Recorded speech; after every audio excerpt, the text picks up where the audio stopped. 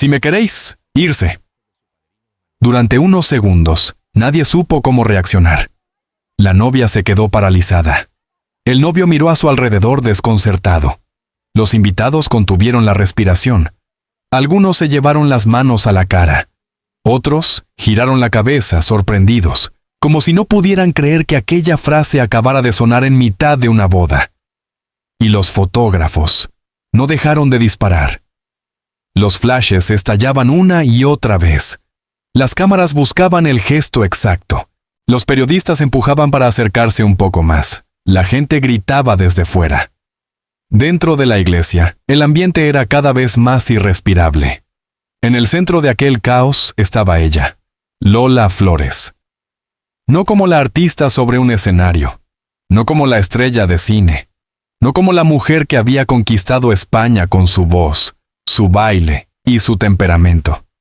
En ese instante, Lola era simplemente una madre furiosa, una madre desesperada, una madre que veía cómo el día más importante de su hija estaba siendo devorado por la multitud, por las cámaras, por la fama y por esa curiosidad popular que tantas veces acompaña a las leyendas.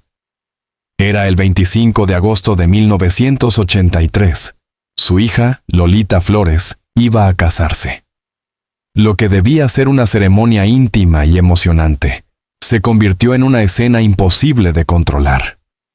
Miles de personas rodeaban la iglesia. La multitud bloqueaba el paso. Los curiosos querían verlo todo. Los fotógrafos querían captarlo todo. Y la familia Flores, una vez más, se encontraba atrapada entre el amor del público y el precio brutal de ser famosa.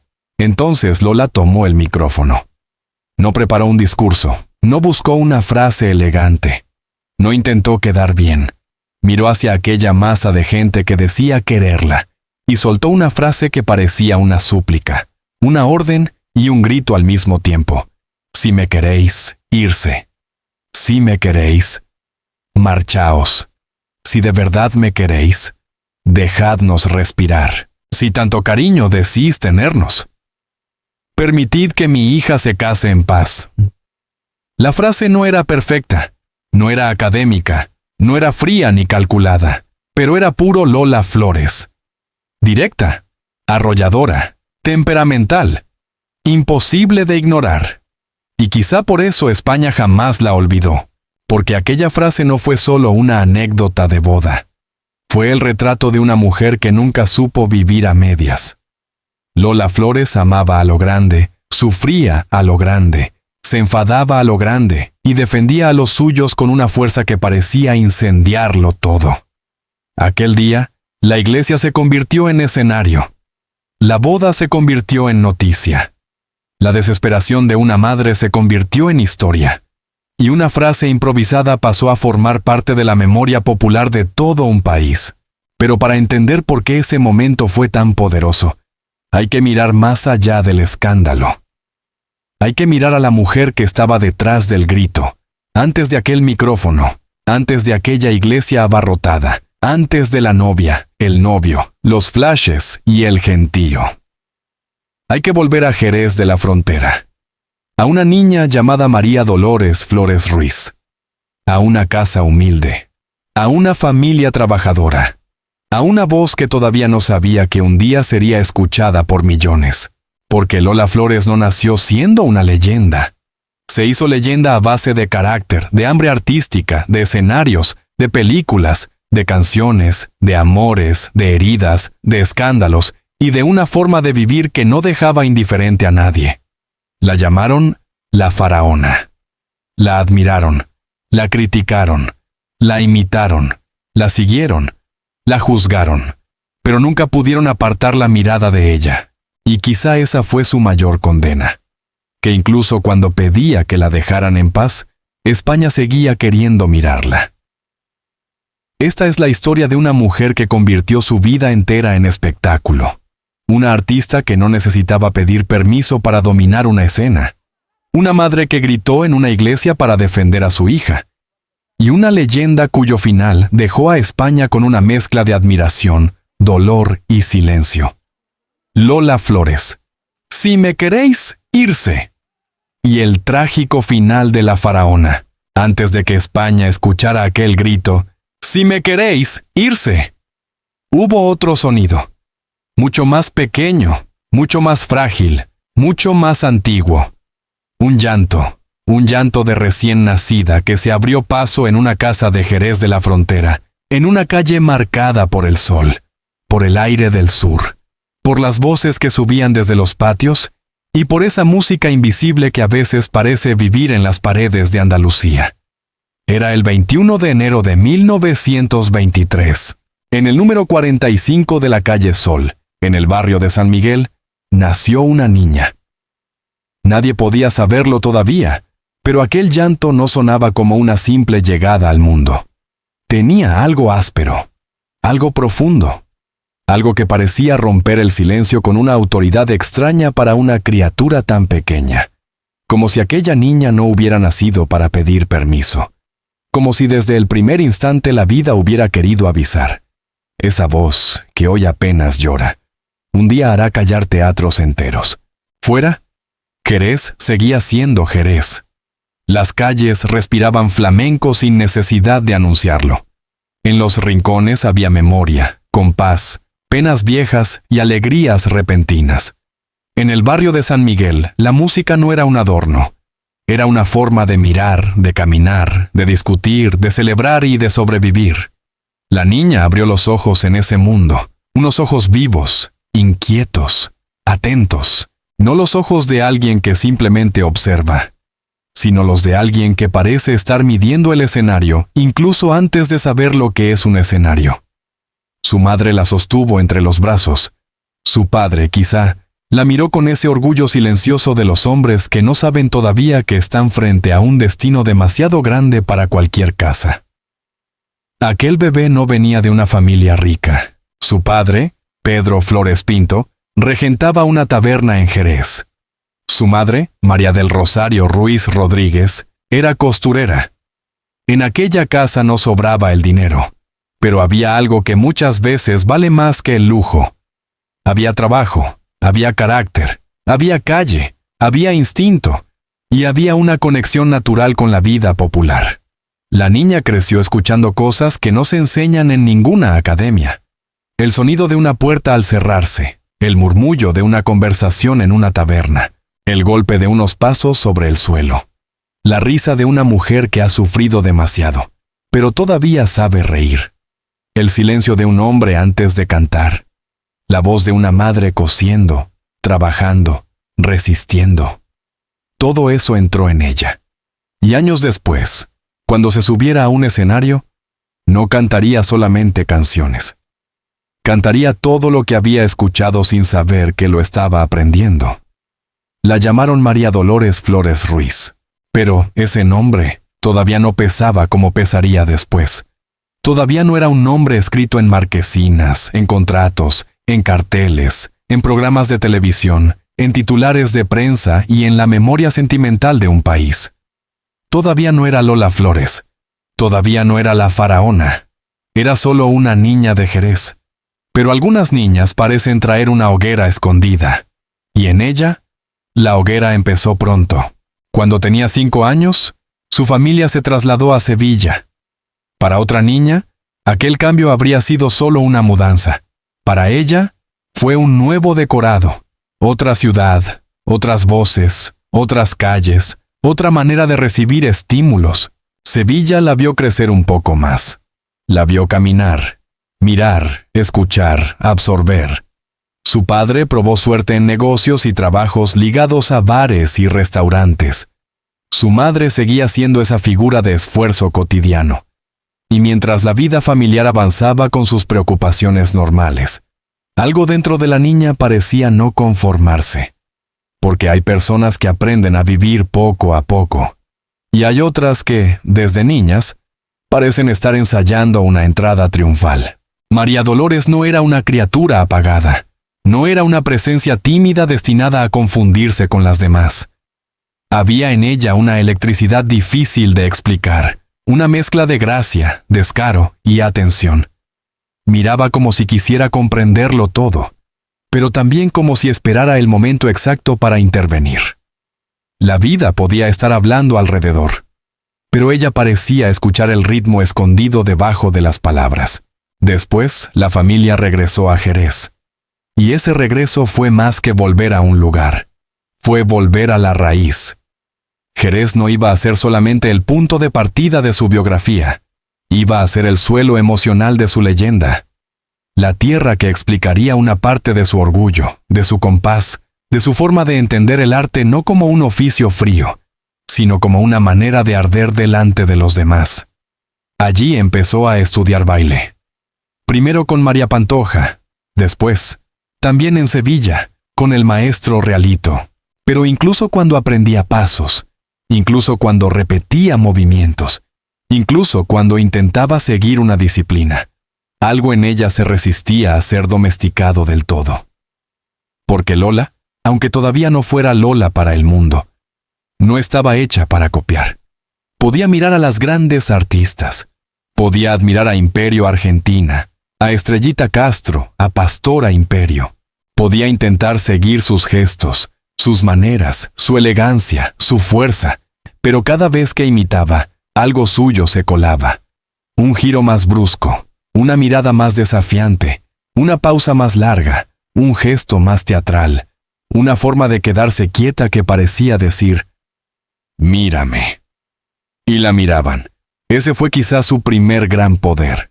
Antes de tener fama, antes de tener películas, antes de tener canciones inmortales, María Dolores ya sabía atraer la mirada.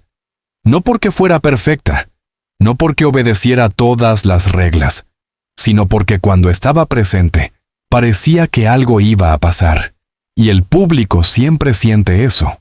Desde muy joven empezó a cantar en bautizos, fiestas privadas y pequeños espectáculos. No eran todavía los grandes escenarios. No había grandes focos, ni camerinos importantes, ni contratos espectaculares. Había gente de cerca, gente que habla, que come, que ríe, que se distrae, que no regala la atención fácilmente. Y ahí se formó, porque cantar en un lugar pequeño es más difícil de lo que parece. En un teatro grande, la distancia protege al artista. En una fiesta, no. En una fiesta, el público está encima. Te mira la cara. Te mide el valor. Sabe si estás fingiendo. Y aquella niña, aquella adolescente, no parecía fingir. Cuando cantaba, había algo crudo. Cuando bailaba, había algo que no venía solo de la técnica. Cuando se movía, no parecía ejecutar pasos. Parecía contar una historia con el cuerpo. Quizá por eso, poco a poco, empezó a dejar de ser solamente la hija de Pedro y Rosario. Empezó a ser la niña que canta, la niña que baila, la niña que tiene algo. Ese algo que nadie sabe definir del todo, pero que decide carreras enteras. La belleza de María Dolores no era una belleza quieta, era una belleza en movimiento. Una belleza de gesto, de expresión, de mirada encendida. No era de esas presencias que se quedan en una fotografía y ya está. Era una presencia que necesitaba aire, música, conflicto, escenario. Tenía rostro para la cámara, sí, pero, sobre todo, tenía alma para el drama. Y eso el cine lo descubriría pronto. Pero antes llegó el teatro. El 10 de octubre de 1939. Cuando España acababa de salir de la guerra civil y el país todavía respiraba heridas recientes. Aquella joven de 16 años subió al escenario del Teatro Villamarta de Jerez de la Frontera. Su debut oficial fue en el espectáculo Luces de España, con la compañía de Custodia Romero. En la publicidad aparecía con un nombre que ya parecía querer inventar un destino. Lolita Flores, Imperio de Jerez. Imperio. La palabra era grande. Tal vez demasiado grande para una muchacha de 16 años, pero no para ella. Porque cuando salió a escena, no salió como quien pide una oportunidad. Salió como quien siente que el mundo, tarde o temprano, tendrá que apartarse para dejarla pasar. No sabemos qué pensó exactamente aquella noche. No sabemos si sintió miedo. No sabemos si le temblaron las manos antes de entrar. No sabemos si, detrás del telón, Respiró hondo como respiran los artistas cuando intuyen que algo en su vida está a punto de cambiar. Pero sí sabemos lo que ocurrió después. Aquella actuación abrió una puerta. Y cuando a Lola Flores se le abría una puerta, ella no entraba despacio. Entraba con todo. Poco tiempo después de presentarse en el Villa Marta, apareció una oportunidad inesperada. El director Fernando Mignoni estaba buscando una actriz joven para la película Martingala. La muchacha hizo una prueba, recitó un monólogo de Morena Clara, y fue contratada. El cine había visto algo. Quizá vio sus ojos. Quizá vio su descaro. Quizá vio una manera de ocupar el encuadre que no se podía fabricar. Quizá entendió que aquella joven no necesitaba aprender a ser mirada, porque ya había nacido sabiendo que la cámara terminaría buscándola. Viajó a Madrid para el rodaje. Madrid. Para una joven de Jerez, Madrid no era solo una ciudad, era una prueba, una promesa, un riesgo. Allí estaban los escenarios grandes, las oportunidades reales, los nombres importantes, los productores, los teatros, los artistas que querían triunfar y los sueños que podían romperse antes de llegar a nada. Pero María Dolores no iba a Madrid con el alma pequeña. Cobró 12,000 pesetas por aquel trabajo, una cantidad importante para una debutante de la época. Pero más allá del dinero, aquello significaba otra cosa. El mundo empezaba a tomarla en serio. Y eso, para alguien como ella, era solo el principio. A principios de los años 40, tras algunos espectáculos por Andalucía, la familia se trasladó definitivamente a Madrid buscando el éxito de la artista. La niña de Jerez ya no era tan niña. La joven que había cantado en fiestas y bautizos empezaba a caminar hacia un territorio más peligroso, el de la fama. Y la fama, con Lola Flores, nunca sería tranquila, porque ella no estaba hecha para una carrera discreta, no estaba hecha para pasar lentamente por la vida artística, saludando con prudencia, cuidando cada gesto, midiendo cada palabra. Ella venía con demasiado fuego. En Madrid, acudió a academias, buscó escenario, hizo giras, y fue aprendiendo que el talento necesitaba resistencia. Allí descubrió que una artista no solo debía cantar o bailar, debía aguantar, debía insistir. Debía hacerse visible en un mundo donde todos querían ser vistos. Pero Lola tenía una ventaja. No se la podía ignorar. En 1942 fue contratada como telonera por la Compañía de Canciones y Bailes Españoles de Maripaz, en el Teatro Fontalba de Madrid. Allí cantaba LRL, y aquel número empezó a darle una visibilidad nueva. El éxito le permitió ir ocupando más espacio, cantar más números, crecer dentro del espectáculo.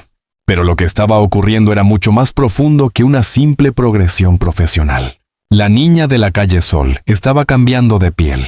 Ya no bastaba con llamarla María Dolores. Ya no bastaba con verla como una joven promesa. Algo en ella empezaba a pedir otro nombre, otra dimensión, otro destino, y pronto llegaría. Porque en su camino iban a aparecer Manolo Caracol, y con él llegaría Zambra.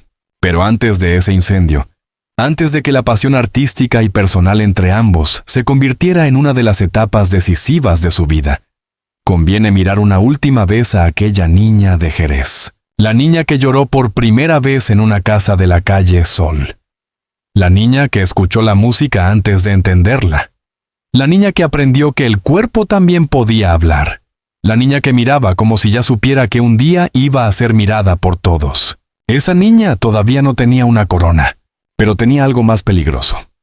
Tenía presencia. Y la presencia, cuando es verdadera, no se aprende.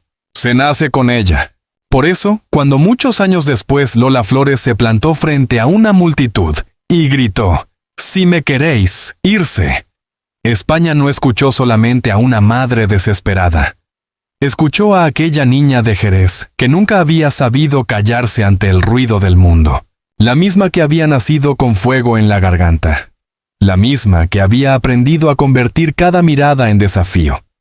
La misma que iba a demostrar que una artista podía no ser perfecta, pero sí absolutamente inolvidable. Y ahora, con Madrid bajo sus pies y el destino empezando a abrirse, Esa joven estaba a punto de cruzarse con el hombre que encendería la siguiente etapa de su leyenda. Un cantaor de raza, un escenario cargado de tensión, una colaboración que mezclaría arte, deseo, música y peligro. El nombre de ese incendio sería Zambra. Madrid no recibió a Lola Flores con una alfombra roja. Madrid no se arrodilló ante ella desde el primer día. Madrid no le dijo: «Pasa, niña de Jerez, el escenario ya es tuyo». Number. Madrid era una ciudad dura.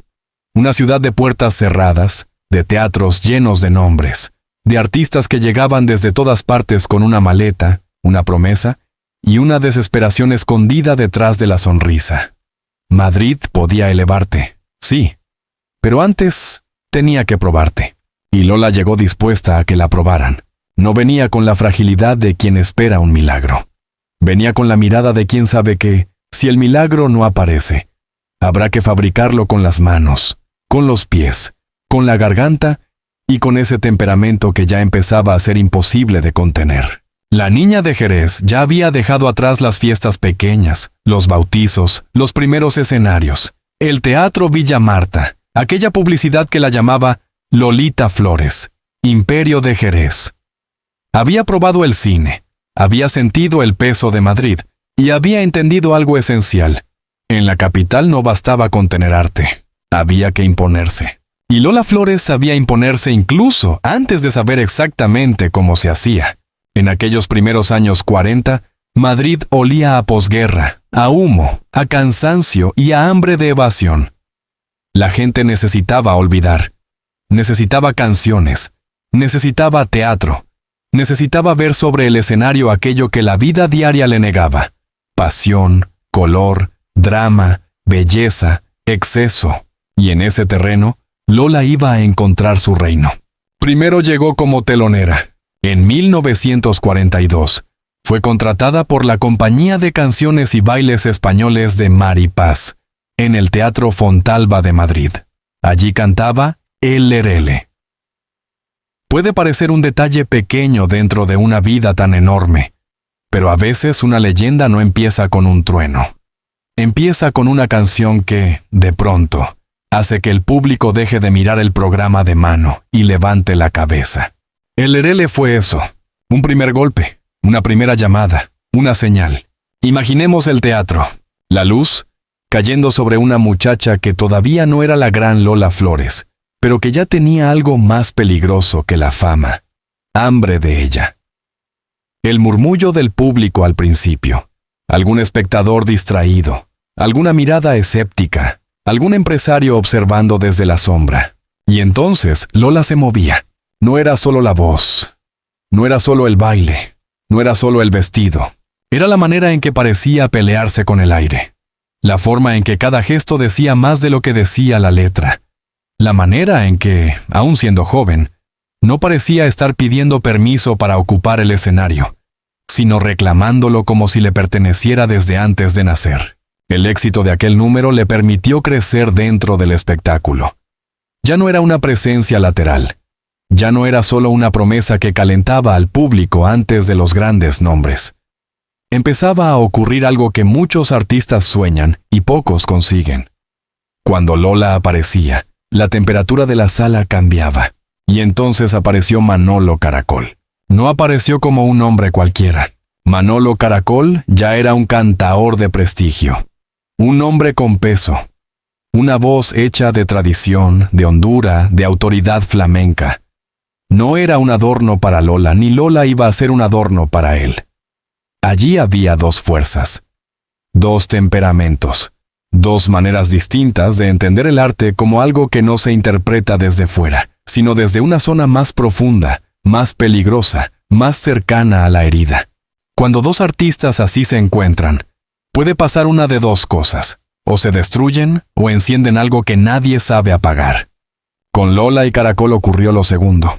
En 1943, junto al empresario Adolfo Arenaza, nació el espectáculo Zambra. Caracol fue contratado por una cantidad importante para la época, y Lola compartió con él el protagonismo de una obra que no iba a ser un simple montaje más dentro de la cartelera. Zambra se estrenó en Valencia a finales de ese año, y llegó a Madrid el 18 de febrero de 1944, al Teatro de la Zarzuela. Pero decir eso es quedarse corto, porque Zambra no fue solamente un espectáculo, fue una ceremonia, fue un incendio, fue una alianza artística que parecía mezclar teatro, música, deseo, orgullo, folclore, y una tensión casi física entre sus protagonistas. El público no iba solo a escuchar canciones, iba a ver cómo dos criaturas escénicas se medían, se respondían, se retaban. Iba a sentir que entre Lola y Caracol pasaba algo que no podía encerrarse en una partitura. Sobre el escenario, él traía la hondura del cante, ella traía el relámpago. Él parecía venir de una tradición antigua, como si su voz arrastrara siglos. Ella parecía venir del futuro, como si ya anunciara una nueva forma de ser estrella. Y entre los dos apareció una electricidad que la crítica, el público y los empresarios supieron reconocer. Zambra estaba cuidadosamente construido. No era una improvisación desordenada. Tenía ambición, tenía estética. Tenía canciones pensadas para quedarse en la memoria. El espectáculo combinaba copla y flamenco, y contó con nombres fundamentales como Quintero, León y Quiroga. De aquel universo salieron números decisivos, como La Niña de Fuego, y también una canción que quedaría para siempre asociada a Lola, La Zarzamora. La Zarzamora. Basta decir el título para que algo se encienda, porque hay canciones que acompañan a un artista durante un tiempo, y hay canciones que parecen pegarse a su piel para siempre. La Zarzamora no fue solo un éxito, fue una máscara, una sombra, un espejo, una canción que hablaba de rumor, de herida, de mujer señalada, de pasión mirada por los demás, y eso, en Lola, sonaba distinto. Porque Lola no cantaba la pena como si fuera una idea elegante, la cantaba como si la conociera personalmente. Cuando interpretaba no parecía decir, esta es la historia de otra mujer. Parecía decir, miradme bien, porque esta historia también podría ser mía. Esa fue una de sus grandes armas. Convertía a los personajes en carne. Convertía la copla en escena. Convertía cada palabra en gesto, cada gesto en confesión, cada confesión en espectáculo. Y el público se rendía. No porque Lola fuese una artista perfecta en el sentido frío del término, sino porque era una artista peligrosa. Peligrosa porque no dejaba indiferente. Peligrosa porque no sabía ser tibia. Peligrosa porque, cuando salía al escenario, algo en ella parecía estar siempre al borde de romperse o de incendiarlo todo. Zambra duró años con enorme éxito. Con pequeñas variaciones, se mantuvo en cartel y se convirtió en un punto decisivo para su carrera. Pero su importancia no se mide solo por el tiempo que estuvo en los teatros, se mide por lo que hizo con Lola. Zambra le dio dimensión. Antes de Zambra, Lola era una promesa arrolladora. Después de Zambra, empezó a parecer inevitable. Y eso cambia la vida de una artista. Porque hay un momento en que el público deja de preguntarse si alguien llegará lejos y empieza a comportarse como si ya hubiera llegado. Ese momento llegó para Lola entre focos, decorados, coplas, aplausos y la sombra poderosa de Manolo Caracol. Pero la relación entre ambos no se quedó únicamente en lo profesional. La propia historia recoge que la colaboración entre Lola y Caracol fue más allá del escenario. Y de alguna manera, eso también se notaba cuando actuaban juntos. No hacía falta que nadie explicara demasiado. El público lo sentía. Había miradas que duraban un segundo más de lo normal, tensiones que no parecían fingidas, silencios que tenían temperatura, gestos que podían ser parte del número, o quizá algo más. Y eso alimentaba la leyenda, porque el público no solo quiere escuchar, quiere imaginar. Quiere creer que detrás del telón hay una vida tan intensa como la que se ve sobre la escena. Con Lola Flores, esa frontera siempre fue delgada. Su arte parecía nacer de la vida, y su vida parecía a punto de convertirse en arte en cualquier momento. Junto a Manolo Caracol, Lola aprendió que una artista no solo canta para el público, también lo seduce, lo desafía, lo provoca, lo desconcierta. Aprendió que el escenario podía ser un lugar de poder, que una mujer podía entrar en escena y no ser acompañante de nadie, que podía mirar de frente, levantar la barbilla, mover los brazos y dominar el relato. Y eso es muy importante para entender a la Lola que vendría después. La Lola que en una boda tomaría un micrófono y le hablaría a una multitud como si estuviera sobre un escenario. La Lola que detendría una actuación si perdía un pendiente. La Lola que hablaría ante las cámaras con una sinceridad brutal. La Lola que sería admirada, criticada, imitada y temida. Esa Lola se estaba formando ahí, noche tras noche, aplauso tras aplauso, mirada tras mirada. En Zambra, Lola entendió que su temperamento no era un defecto, era su marca. Su exceso no había que esconderlo. Había que dirigirlo. Su forma de ocupar espacio no era una falta de modestia, era su manera de existir. Y cuando una artista descubre eso, ya no vuelve a ser pequeña. El éxito fue tan grande que Lola y Caracol terminaron convirtiéndose en sus propios empresarios. Esa decisión también dice mucho. No eran solo intérpretes esperando ser contratados. Querían controlar el fuego que habían encendido. Querían mover su propio destino. Querían ser dueños, al menos en parte, de aquello que el público ya estaba convirtiendo en mito. Juntos hicieron también cine. Llegaron películas como Embrujo, en 1947, y La Niña de la Venta, en 1951. El cine amplificó lo que el teatro ya había demostrado. Lola no necesitaba estar físicamente delante del público para transmitir fuerza. La cámara también la buscaba. También se rendía a esa mezcla de belleza, dramatismo y descaro que la hacía distinta. Pero el cine era otro animal. En el teatro, Lola podía controlar el espacio con el cuerpo entero. Podía sentir el aplauso, podía medir la respiración de la sala, podía corregir el ritmo en el instante. En el cine, todo era más frío, encuadres, repeticiones, luces, marcas en el suelo, órdenes del director, y aún así, algo de ella atravesaba la cámara. Porque Lola tenía rostro de personaje antes incluso de que le dieran un papel. Tenía ojos capaces de contar una pelea entera sin pronunciar una palabra. Tenía una belleza que no era tranquila, sino narrativa. En ella siempre parecía haber una historia en marcha. Por eso funcionaba. Como cantante, como bailaora, como actriz, como presencia popular. Lola empezaba a convertirse en una figura difícil de clasificar. Y las figuras difíciles de clasificar suelen ser las que sobreviven al tiempo. Pero ningún incendio arde sin consumir algo. La relación artística y personal con Manolo Caracol fue intensa, brillante y decisiva, pero también tuvo un final. En 1951 comenzó la separación artística y sentimental de la pareja. Empezaron a trabajar por separado. Y ahí aparece otra Lola, porque hay artistas que se apagan cuando se rompe la alianza que los llevó a la fama. Se quedan pegados a una etapa, a una pareja artística, a una fórmula.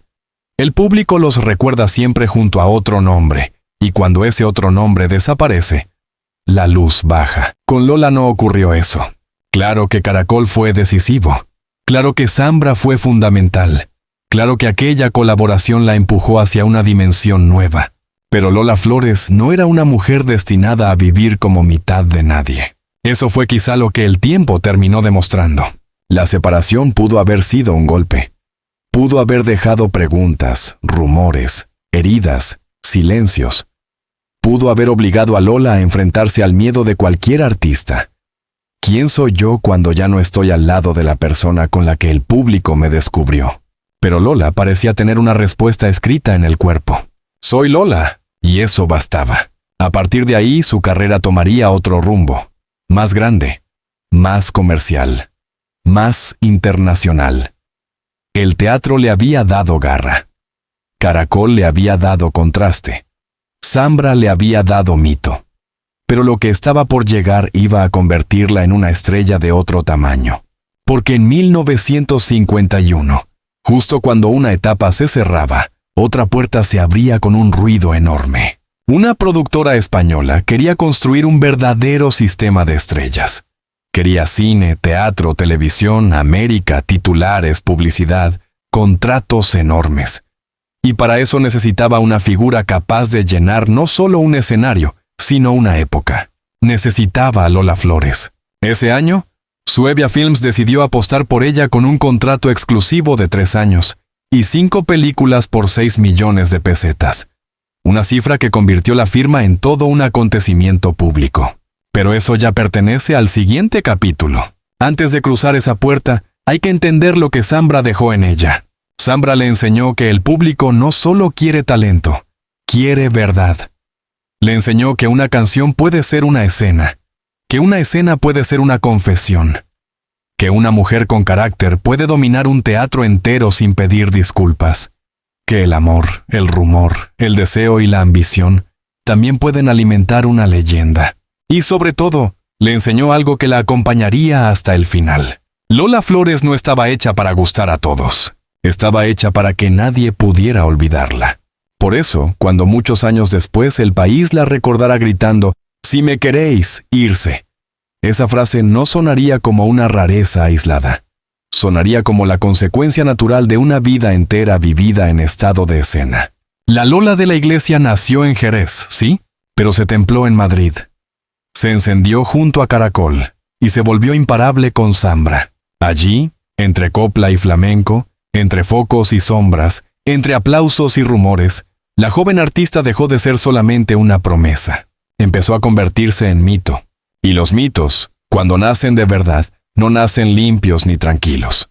Nacen con ruido, con pasión, con heridas, con contradicciones, con una canción que se queda pegada al alma, con una mirada que no pide permiso, con una mujer que sale al escenario y parece decirle al mundo, «Miradme bien, porque no vais a ver a otra igual». Ese fue el incendio de Zambra, y de sus llamas salió Lola Flores. Hubo un día en que Lola Flores dejó de ser solamente una artista española. Ese día no ocurrió sobre un escenario lleno de humo. No ocurrió en mitad de una copla. No ocurrió entre los aplausos de un teatro. Ocurrió alrededor de una mesa, con cámaras delante, con periodistas mirando, con empresarios sonriendo, con el ruido elegante de Madrid al fondo, y con una firma que iba a cambiarlo todo. Era el comienzo de los años 50.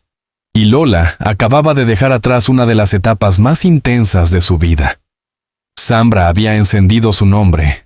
Manolo Caracol había sido compañero de arte, de escena y de una tensión que el público podía sentir incluso sin conocer los detalles. Pero aquella historia, tan poderosa como peligrosa, se había roto. Y cuando una historia se rompe, muchas artistas se quedan mirando las cenizas. Lola Number. Lola miró hacia adelante, porque ella no había nacido para ser la sombra de nadie. No había nacido para quedar atrapada en un dúo. No había nacido para vivir recordando lo que había sido. Lola Flores tenía una capacidad casi animal para entender cuándo una puerta se cerraba y cuándo había que entrar a empujones por la siguiente. Y la siguiente puerta tenía nombre de cine: Suevia Films. La productora española quería construir algo grande, un verdadero sistema de estrellas, un cine español con ambición, con rostro propio, con capacidad para cruzar el océano y conquistar América. Para eso no bastaba una actriz correcta, no bastaba una cantante famosa, no bastaba una bailaora con carácter. Hacía falta una figura que llenara la pantalla antes de pronunciar una palabra. Hacía falta una mujer que, al entrar en un plano, pareciera traer detrás una tormenta. Hacía falta Lola Flores. A finales de 1951, Cesario González decidió contratarla. El acuerdo era enorme para la época: 3 años, 5 películas y 6 millones de pesetas. Pero aquel contrato no hablaba solo de cine. Incluía también televisión, teatro y una gira por América. No era simplemente una firma profesional. Era una apuesta total por convertir a Lola en una estrella de dimensión internacional. La escena de la firma parecía pensada para ella. El bar Chicote de Madrid. Las cámaras del Nodo. El brillo de una noticia cuidadosamente preparada. El aire de acontecimiento público. Lola no firmaba un papel. Lola firmaba una coronación. Imaginemos ese momento. Una mujer que había nacido en una casa trabajadora de Jerez, que había cantado en fiestas, que había aprendido a mirar al público desde abajo, que había subido a escenarios con hambre, que había ardido junto a Caracol, estaba ahora sentada frente a uno de los contratos más comentados del cine español. Tal vez otros habrían bajado la voz. Tal vez otros habrían intentado parecer prudentes. Tal vez otros habrían disimulado el vértigo. Pero Lola Flores no sabía disimular la grandeza cuando la grandeza llamaba a su puerta. Si la cámara estaba allí, ella también estaba. Si el país iba a mirar, ella iba a mirar de vuelta. Si querían convertirla en estrella, ella iba a demostrar que estrella se le quedaba pequeño. Porque Lola no actuaba solo cuando se levantaba el telón. Lola actuaba viviendo. Desde aquel contrato, el ritmo se volvió feroz. Rodajes, campañas de promoción, entrevistas, actuaciones, viajes. El cine empezó a reclamarla con una intensidad nueva. En esa década rodaría numerosas películas, entre ellas La niña de la venta y ¡ay, pena, penita, pena! Y su imagen empezó a multiplicarse como si España ya no pudiera contenerla en un solo formato. Lola en el teatro, Lola en el cine, Lola en la prensa, Lola en la conversación, Lola en los carteles, Lola en el rumor. Y, sobre todo, Lola como personaje. Porque eso fue lo que terminó ocurriendo. Lola Flores dejó de ser únicamente una intérprete y se convirtió en un personaje nacional. Una mujer que no necesitaba aparecer todos los días para estar presente. Una presencia que la gente comentaba, imitaba, discutía, admiraba y criticaba. Había quienes la adoraban. Había quienes la juzgaban. Había quienes discutían si cantaba mejor o peor. Había quienes intentaban explicar su éxito con palabras frías. Pero el problema era ese. Lola no se explicaba bien con palabras frías. Lola se entendía mejor como se entiende una llamarada. Se ve, se siente, se recuerda. Y aunque uno no sepa decir exactamente por qué, no puede apartar la mirada. El cine le ofrecía algo distinto al teatro. En el escenario, Lola dominaba con el cuerpo entero. Podía entrar, respirar, callar, mover una mano, detener un compás, mirar a una persona concreta en la platea y hacer que pareciera que toda la sala dependía de ella. El teatro era suyo porque el teatro permitía el exceso. El cine era otra cosa. El cine era más cruel. La cámara no perdona del todo. La cámara se acerca demasiado. La cámara descubre la mentira. La cámara puede convertir una exageración en ridículo si quien exagera no tiene verdad. Pero Lola tenía verdad. Por eso la cámara no la destruyó. La agrandó. En pantalla, su rostro parecía contar siempre algo que la letra no decía. Sus ojos tenían una mezcla rara de desafío y dolor. Su boca podía sonreír, pero nunca parecía sonreír inocentemente. Había en ella una mujer capaz de fiesta y de amenaza, de gracia y de herida, de ternura y de incendio. Por eso funcionaba en esas películas de folclore andaluz, de canción, de drama popular, de pasiones grandes. Porque Lola no necesitaba que el guión fuera perfecto para hacer que una escena pareciera suya. Le bastaba entrar. Y entraba como entran las figuras que no piden sitio. Pero el verdadero salto llegó al otro lado del océano. El 23 de abril de 1952, Lola Flores partió con su familia hacia México. Aquello no era un simple viaje, era una prueba de fuego. España ya la conocía, España ya la discutía, España ya la había convertido en una de esas figuras que parecen pertenecer a todos. Pero América era otra cosa, otro público, otra distancia, otro mercado, otro riesgo. Podía ocurrir que el mito no cruzara el mar. Podía ocurrir que aquella energía tan andaluza, tan española, tan ligada a la copla y al gesto popular, no encontrara el mismo eco en México. Pero cuando Lola llegó, el recibimiento fue enorme. América no la recibió como a una desconocida. La recibió como si hubiese estado esperándola. Y fue allí, en México, donde ocurrió algo decisivo. El dueño de la Sala Capri inventó para ella un apodo que ya no la abandonaría: la Faraona. El nombre parecía exagerado, grandilocuente, casi teatral.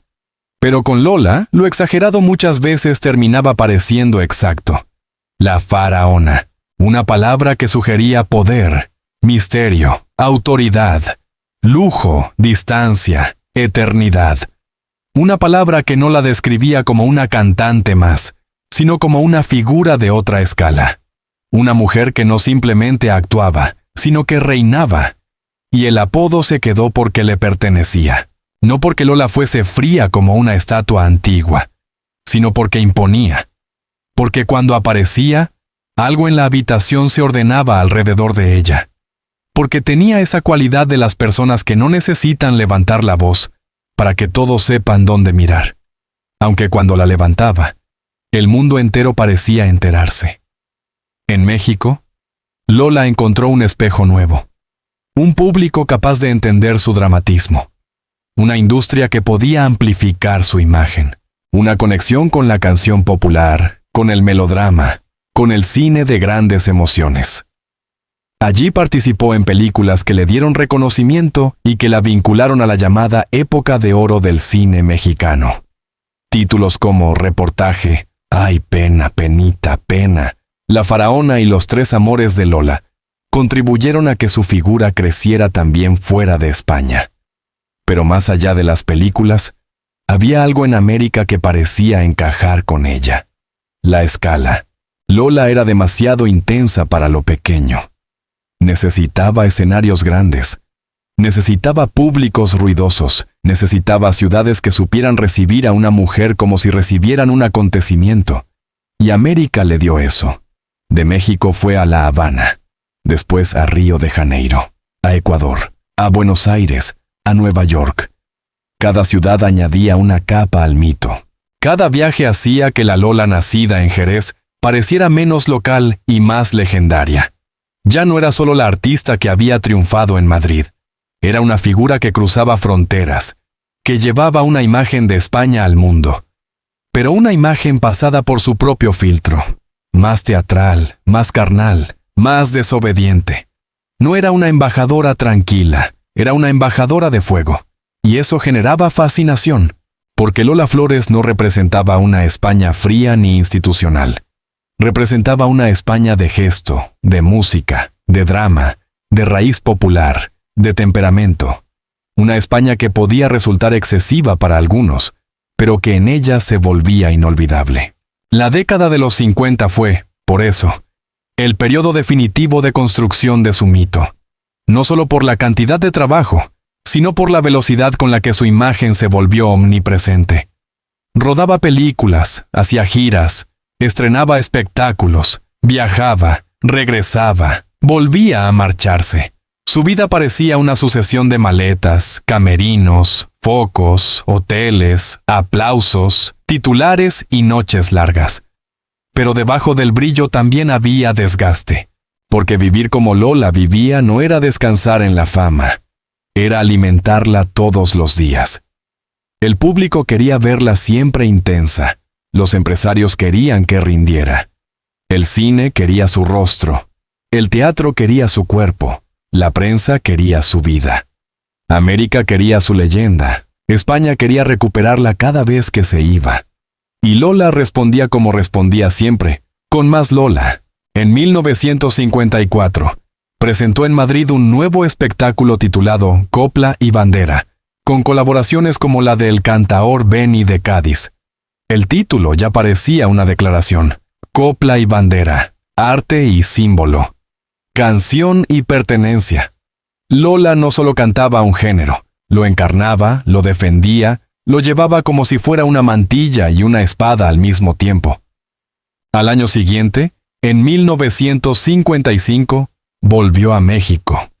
Allí rodó 3 películas en un solo año y realizó una gira que la llevó por Perú, Colombia, Ecuador, Cuba y Chile. Imaginemos el cansancio escondido detrás del maquillaje, las madrugadas después de actuar, los ensayos, los viajes, las entrevistas, las sonrisas obligatorias, los aplausos que alimentaban pero también exigían. Porque hay un precio en ser mito antes de tener tiempo para ser persona. Y Lola empezó a pagarlo pronto, no en una tragedia visible todavía.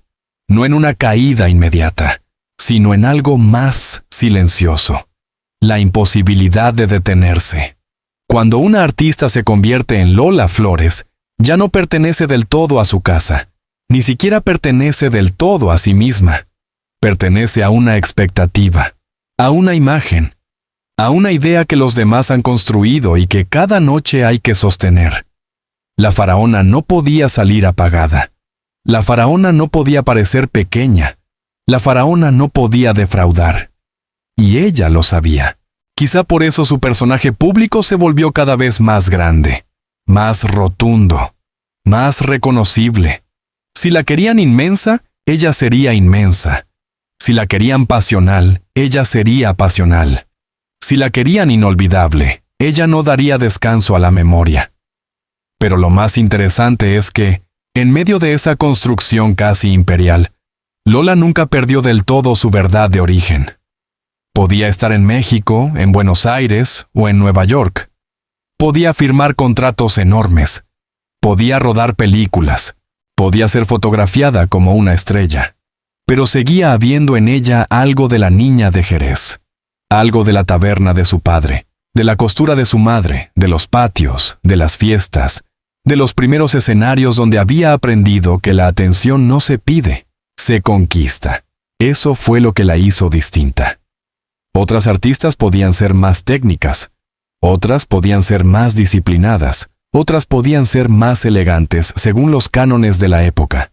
Pero Lola tenía una cualidad difícil de competir. Parecía venir de la vida real, aunque estuviera cubierta de focos. El público podía verla como una reina, sí, pero también podía sentir que esa reina hablaba su idioma, que no venía de una vitrina, que tenía hambre, rabia, humor, orgullo y heridas. Por eso funcionó tan bien en América, porque su arte no dependía solamente de entender cada palabra. Dependía de algo más primitivo: presencia, ritmo, emoción, mirada, temperatura. Una Lola. Flores sobre el escenario no necesitaba explicación completa. Se imponía. Y así, ciudad tras ciudad, película tras película, espectáculo tras espectáculo, el nombre de Lola empezó a adquirir un tamaño casi mitológico. La llamaban la faraona y el mundo parecía aceptarlo. Pero detrás de todo faraón hay un reino que exige tributo.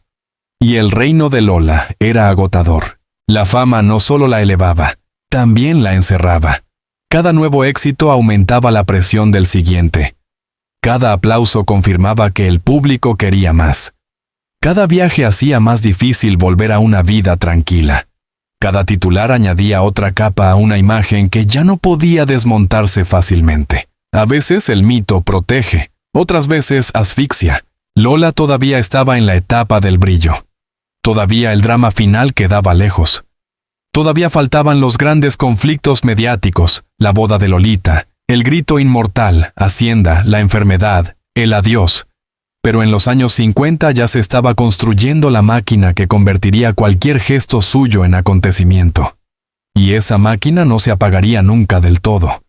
Ni cuando ella quisiera privacidad, ni cuando su familia necesitara silencio, ni cuando una boda pidiera respeto, ni cuando la enfermedad llegara años después, a recordarle que incluso las figuras más grandes tienen cuerpo, fragilidad y miedo. Por eso esta etapa es tan importante, porque aquí nace la Lola que España ya no podrá mirar como una simple artista. Aquí nace la celebridad total, la mujer que vive entre escenarios y titulares, la figura que cruza el Atlántico y regresa más grande de lo que se fue, la artista que ya no cabe en una canción, ni en una película, ni en un teatro.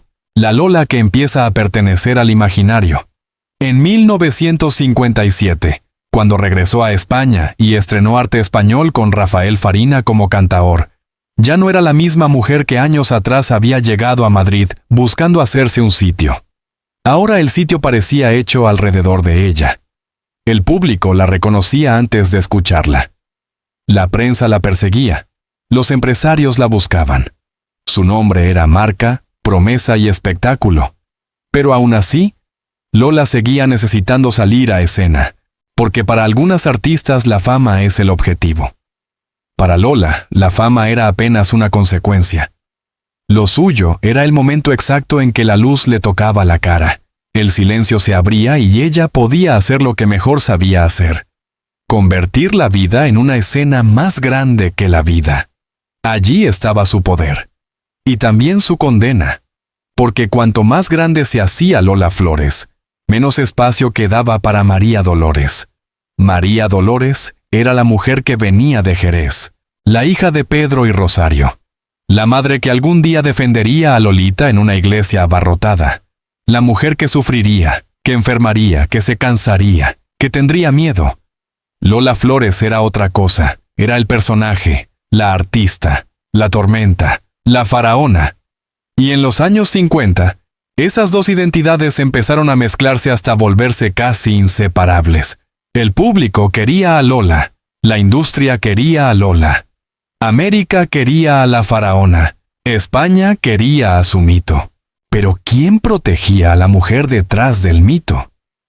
Esa pregunta todavía no tenía respuesta. Por ahora, el mundo aplaudía. Aplaudía a la estrella que había firmado un contrato de 6 millones. Aplaudía a la actriz que rodaba sin descanso. Aplaudía a la cantante que llevaba la copla más allá del océano. Aplaudía a la mujer que entraba en una sala y parecía multiplicar la luz. Y Lola sonreía, se movía, cantaba, viajaba, actuaba. Como si el fuego no pudiera cansarse.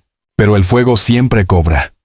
Y aunque en aquellos años todo parecía expansión, triunfo y conquista, la semilla de la futura tragedia ya estaba ahí, escondida en el precio de vivir siempre bajo la mirada de los demás. Porque Lola Flores estaba conquistando América. Sí. Pero al mismo tiempo, América, España, el cine, la prensa y el público estaban conquistando a Lola. Poco a poco, aplauso a aplauso, titular a titular, flash a flash, hasta convertirla en algo inmenso. Tan inmenso que, muchos años después, cuando gritara «Si me queréis, irse», no estaría hablando solo a una multitud en la boda de su hija. Estaría hablándole a toda una vida de gente mirando, a toda una vida de cámaras cerca, a toda una vida de amor convertido en invasión, a toda una vida de fama imposible de cerrar con llave. Pero eso vendría después. En los años 50, Lola Flores todavía caminaba como si nada pudiera vencerla, como si el mundo fuera un escenario más, como si cada ciudad nueva estuviera esperando que ella llegara para aprender su nombre. Y el nombre que América le dio fue el definitivo: la faraona. No era solo un apodo, era una profecía, porque desde entonces Lola Flores ya no sería recordada únicamente como la niña de Jerez, ni como la compañera de Manolo Caracol, ni como la estrella de Suevia Films. Sería algo más grande. Una reina sin corona, una artista sin molde, una mujer con demasiada vida para caber en una sola biografía. Y cuando una mujer así empieza a construir una familia, a enamorarse, a casarse, a tener hijos y a intentar vivir bajo el peso de un mito tan enorme, la historia deja de ser solamente artística, empieza a volverse íntima, empieza a entrar el amor, la casa, los hijos, la prensa, las contradicciones, la vida privada bajo los focos. Y ahí, en ese territorio donde la leyenda quiere ser mujer y la mujer no puede dejar de ser leyenda, comenzará el siguiente capítulo. Hay mujeres que se enamoran en silencio. Lola Flores no. Hay mujeres que esconden sus heridas, que guardan sus pasiones en una habitación cerrada, que intentan separar la vida privada del escenario como si fueran dos mundos distintos. Lola tampoco. En ella, todo parecía mezclarse. El amor se convertía en canción. La familia se convertía en noticia. La casa se convertía en escenario. El dolor terminaba frente a una cámara, y cualquier gesto, por pequeño que fuera, podía acabar en la memoria de un país entero. Porque Lola Flores no vivía hacia adentro. Lola vivía hacia afuera, con el pecho abierto, con la voz en alto, con los ojos encendidos. con esa manera suya de no pedir disculpas por ocupar demasiado espacio. Después de conquistar teatros, cines, carteles, América y titulares, llegó una etapa en la que la leyenda necesitó algo que parecía más sencillo, pero quizá era mucho más difícil. Una familia, un hogar, un lugar donde Lola pudiera ser algo más que la faraona. Pero ¿cómo se construye una casa tranquila alrededor de una mujer que parecía hecha de relámpagos? ¿Cómo se ama a alguien que, incluso cuando se queda quieta, parece estar actuando para la historia? ¿Cómo se convive con una figura que pertenece al público incluso antes de salir por la puerta? La respuesta llegó con un hombre que también venía de la música, de la raíz, del compás, y de una forma de entender el arte como destino. Antonio González Batista, conocido como El Pescailla. Guitarrista, compositor, artista gitano, hombre de música, hombre de sombra y de escenario. No era un desconocido entrando en el mundo de Lola. Venía de un universo donde el ritmo, la guitarra y la vida popular tenían un peso profundo. No era ajeno a la intensidad de una artista. No era ajeno al precio de una existencia marcada por la música. Pero Lola era Lola. Y estar al lado de Lola Flores no era simplemente ser marido de una cantante famosa. Era convivir con una tormenta que el mundo entero quería mirar. El 27 de octubre de 1957, Lola Flores y Antonio González, El Pescailla, se casaron en el Real Monasterio de El Escorial. La escena ya parecía escrita para una biografía grande, un lugar solemne, cargado de historia, y una mujer que entraba en la vida matrimonial sin dejar de ser mito. Aquella boda no era el final feliz de una película, era el comienzo de otra forma de exposición, porque cuando Lola se casó, no dejó de ser Lola, no se retiró a una vida discreta, no desapareció detrás del apellido de un hombre, no se convirtió en una figura doméstica, pequeña, obediente, encerrada en una imagen cómoda. Siguió siendo ella. Y quizá esa fue una de sus grandes contradicciones. Quería familia, quería amor, quería hijos, quería casa, pero no podía dejar de ser la mujer que España esperaba ver arder. De aquel matrimonio nacería una de las familias más reconocibles del arte español. Primero llegó Dolores González Flores, nacida en 1958, a quien el público conocería como Lolita Flores. Después llegó Antonio González Flores, nacido en 1961. Y más tarde Rosario González Flores, nacida en 1963. 3 hijos. 3 destinos marcados por la música. 3 criaturas nacidas no solo en una familia, sino en una leyenda. Porque ser hijo de Lola Flores no era simplemente crecer con una madre famosa. Era crecer dentro de un apellido que sonaba en todas partes. Era tener una casa donde el arte no era una actividad, sino una atmósfera. Era escuchar conversaciones de músicos, ver entrar y salir artistas, sentir que la vida normal siempre estaba mezclada con algo extraordinario. En muchas familias, los niños aprenden a hablar antes de aprender a cantar. En la familia Flores, parecía que el arte estaba en el aire antes incluso de las palabras. Lolita creció mirando a una madre que llenaba habitaciones enteras. Antonio creció con una sensibilidad musical que acabaría dejando una huella profunda. Rosario creció en una casa donde la voz, el ritmo y la emoción eran casi una herencia inevitable. Pero esa herencia era doble. Por un lado, era un regalo. Tener a Lola Flores como madre significaba crecer cerca de una fuerza creativa inmensa. Significaba ver de cerca a una mujer que había derribado puertas, que había cruzado océanos, que había convertido su carácter en una marca y su arte en memoria popular.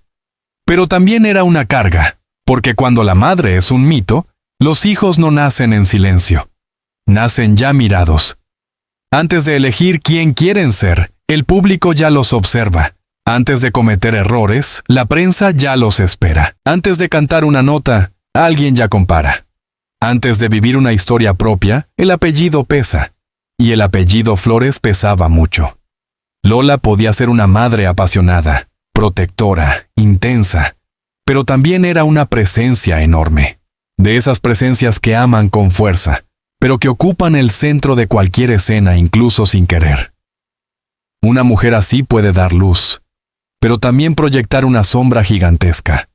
Eso no la hacía menos humana. Al contrario, la hacía más compleja. Porque Lola Flores no fue una estatua perfecta. Fue una mujer de carne, contradicción, impulso y exceso. Una artista capaz de darlo todo sobre el escenario y, al mismo tiempo, una madre que quería proteger a los suyos de un mundo que ella misma había ayudado a convocar. Ahí estaba la tragedia íntima. Lola necesitaba al público, el público necesitaba a Lola, pero su familia pagaba también el precio de esa necesidad. Cada aparición podía ser noticia, cada celebración podía atraer cámaras, cada alegría privada podía terminar rodeada de curiosos, cada problema podía convertirse en titular. Y con el paso de los años, esa frontera entre lo familiar y lo público se hizo cada vez más delgada. La familia Flores no era solamente una familia, era un espectáculo involuntario. Una dinastía de arte, sí, pero también una casa con puertas demasiado visibles. Y en el centro de esa casa estaba Lola, la madre, la artista, la jefa emocional, la faraona. A veces, una sola palabra suya bastaba para ordenar el aire, o para desordenarlo por completo, porque Lola tenía algo que no se podía fingir: autoridad natural. No necesitaba una corona, no necesitaba un cargo, no necesitaba explicar por qué todos la miraban. Simplemente ocurría. En una reunión, se notaba. En una entrevista, se notaba. En una actuación, se notaba. En una boda, años después, se notaría más que nunca. Pero antes de aquella boda famosa, antes del grito, antes del «si me queréis, irse», hubo muchos años de vida bajo una presión constante. A Lola la llamaban temperamental, pasional, genuina, arrolladora, genial. Y quizá todos esos adjetivos eran ciertos, pero ninguno bastaba, porque Lola no era solo temperamento. Era una forma de estar en el mundo. No actuaba la intensidad, la tenía. No fingía el descaro, le salía. No fabricaba el drama, lo atraía.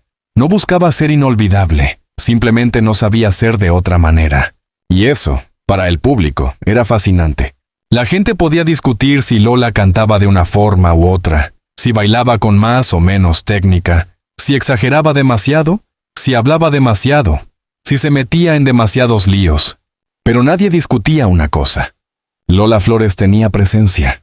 Y en el mundo del espectáculo, la presencia es una ley que nadie puede enseñar del todo. Hay artistas que necesitan una gran canción para ser recordados. Hay artistas que necesitan una película perfecta. Hay artistas que necesitan un personaje escrito a medida. Lola necesitaba entrar, solo entrar. El resto ocurría casi por gravedad. Quizá por eso su vida familiar nunca pudo ser completamente privada. Porque la gente no quería ver solo a la artista. Quería ver a la mujer. Quería ver a la madre. Quería ver cómo hablaba, cómo reía, cómo se enfadaba, cómo defendía a sus hijos, cómo discutía, cómo se emocionaba. Ese fue el privilegio y la condena de Lola Flores. El público la sentía cercana. No la veía como una figura fría, lejana, inalcanzable. La veía como alguien de casa, aunque fuera una estrella, como una mujer que podía estar cubierta de joyas, y aún así, hablar con la fuerza de una vecina del barrio, como alguien que podía ser reina y pueblo al mismo tiempo. Eso la hacía amada, pero también la hacía invadida. Porque cuando el público cree que una artista le pertenece, empieza a cruzar límites. Quiere verla en el escenario, luego quiere verla fuera del escenario, luego quiere verla en su casa, luego quiere verla en la boda de su hija, luego quiere verla reaccionar, luego quiere verla romperse. Y Lola, que había construido su arte precisamente sobre la verdad emocional, quedaba atrapada en una paradoja terrible. Cuanto más auténtica era, más querían verla, incluso cuando dolía. Aún así, durante esos años, la familia Flores fue también un territorio de orgullo. Lola no solo quería que sus hijos vivieran, quería que brillaran, quería que heredaran algo más que un apellido, quería que entendieran el arte como una manera de plantarse ante la vida. Pero el arte en una familia como aquella no era una profesión tranquila, era una sangre. Lolita empezó a construir su propio camino. Rosario también acabaría convirtiéndose en una artista reconocida. Antonio desarrollaría una sensibilidad distinta, más introspectiva, más frágil quizá, pero profundamente musical. Y mientras los hijos crecían, Lola seguía siendo Lola. Seguía cantando, seguía actuando, seguía hablando, seguía provocando titulares. Seguía llenando el espacio con esa mezcla de gracia, poder y caos que la hacía única. En los hogares comunes, las discusiones se quedan entre paredes. En la vida de Lola, cualquier gesto podía escapar y volverse público. Y aún así, había algo profundamente humano en esa falta de filtro. Lola no parecía diseñada para la perfección. Parecía diseñada para la verdad inmediata. Podía equivocarse, podía exagerar. Podía ser injusta en un arranque. Podía decir una frase que luego el país repetiría durante décadas, pero casi nunca parecía falsa. Y esa fue quizá la razón de su resistencia en la memoria colectiva. El público perdona muchas cosas cuando cree que hay verdad. Y en Lola había verdad incluso en el exceso. La verdad de una mujer que venía de abajo. La verdad de una artista que había peleado por su sitio. La verdad de una madre que protegía a los suyos como una fiera. La verdad de alguien que no entendía el cariño sin intensidad. Por eso, cuando años después se produjo la escena de la boda de Lolita, aquella explosión no salió de la nada. Venía de años de presión. Venía de una fama que había crecido demasiado. Venía de una madre acostumbrada a que el público la siguiera a todas partes. Venía de una mujer que sabía que la admiración podía convertirse en invasión. Venía de una familia entera expuesta ante el país. El día de aquella boda, Lola no solo gritó porque había demasiada gente. Gritó porque llevaba décadas viviendo con demasiada gente mirando. Y esa es una diferencia importante. A simple vista, el "si me queréis, irse" puede sonar como una salida divertida, una frase espontánea, una anécdota de carácter. Y lo fue. Pero también fue algo más profundo. Fue el choque entre la madre y el mito. La madre quería intimidad. El mito atraía multitudes. La madre quería proteger a su hija. El mito convertía a su hija en espectáculo. La madre quería una ceremonia. El mito provocaba un acontecimiento nacional. Y cuando esas dos fuerzas chocaron, ganó la voz de Lola.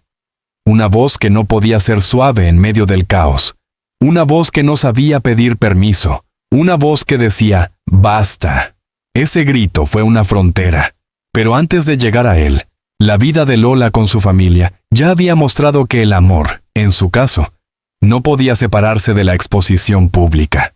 Su matrimonio con el Pescailla formaba parte del imaginario popular. Sus hijos eran observados desde pequeños. Su casa tenía nombre, historia, rumor. Su apellido era una marca emocional para millones de personas.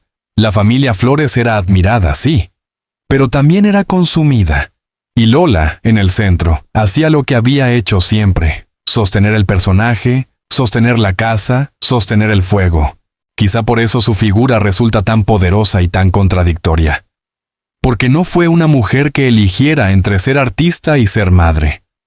Fue las dos cosas al mismo tiempo, con la misma intensidad, con el mismo desbordamiento, con la misma incapacidad de hacerlo todo en pequeño. Amaba como artista, actuaba como madre, defendía como reina, sufría como mujer. Y cuando una persona vive así, cada alegría puede parecer una escena de cine, pero cada dolor también. La vida bajo los focos no solo ilumina, también quema. Y Lola empezaba a conocer muy bien esa quemadura, porque el público podía aplaudirla con devoción, pero también podía juzgarla con dureza. Podía llamarla genio un día y escándalo al siguiente. Podía convertir sus frases en bromas populares, pero detrás de cada frase había una mujer real, una familia real, cansancios reales. Aún así, ella seguía avanzando. Porque Lola no era de las que se retiraban cuando el ruido aumentaba. Si había ruido, ella subía la voz. Si había cámaras, ella miraba de frente. Si había crítica, ella respondía con presencia. Si había dolor, tarde o temprano lo convertía en gesto, en canción, en frase o en leyenda. Por eso su familia no fue un refugio silencioso. Fue otra parte del escenario. Un escenario más íntimo, más peligroso, más frágil. Y en ese escenario se estaba preparando, sin que nadie lo supiera, una de las escenas más famosas de su vida.